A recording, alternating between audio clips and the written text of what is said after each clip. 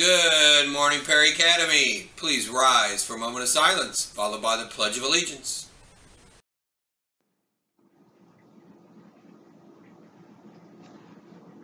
I pledge allegiance to the flag of the United States of America and to the republic for which it stands, one nation, under God, indivisible, with liberty and justice for all. All right, I am here in my hotel room in Nashville, Tennessee. I want to show you something. I got these, they had these teeny little bottles of ketchup.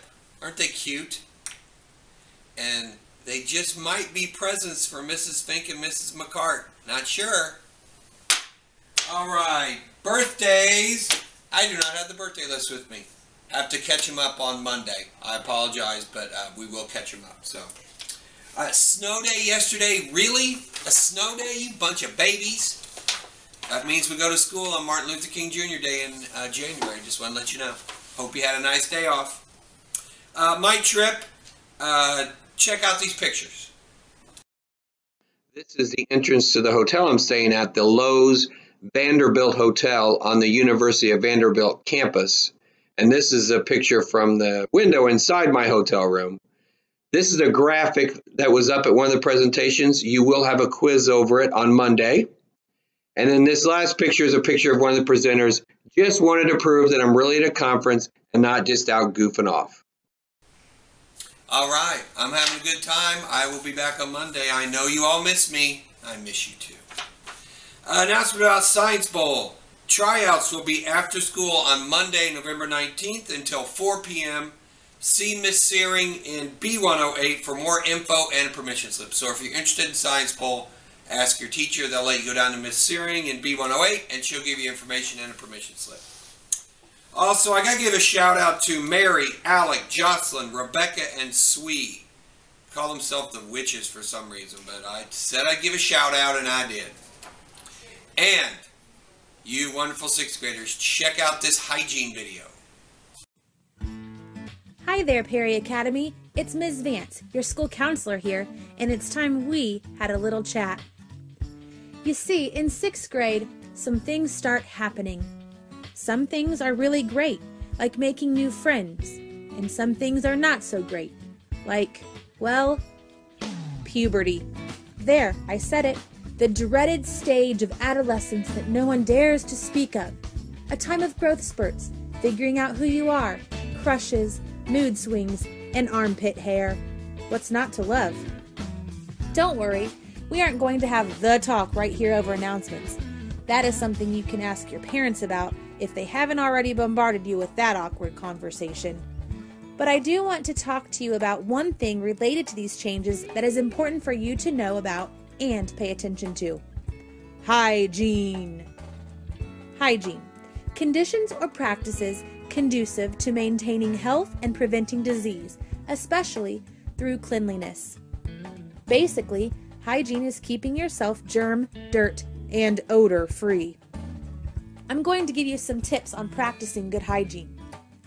First off, let's start with my favorite, sweat. Why is it my favorite, you ask? Well, sweating is pretty darn important. Sweat helps cool your body down when it's getting hot. Now, you've had sweat glands all of your life, actually about 2 to 4 million of them.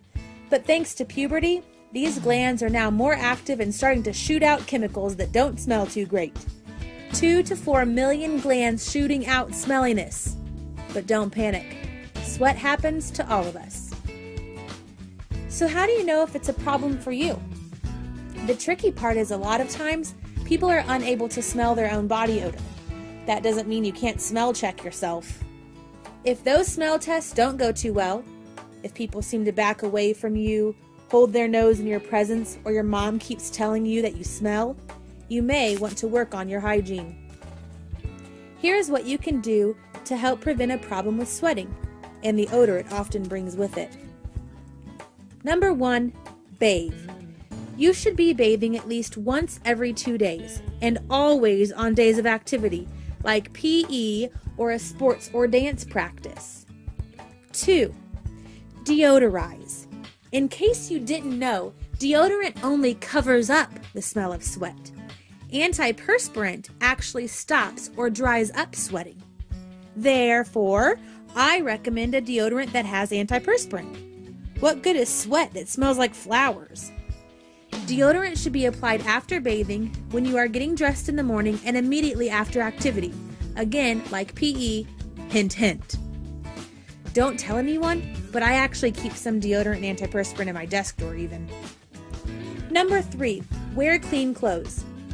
I mean clothes that are actually clean, not just clothes that look clean.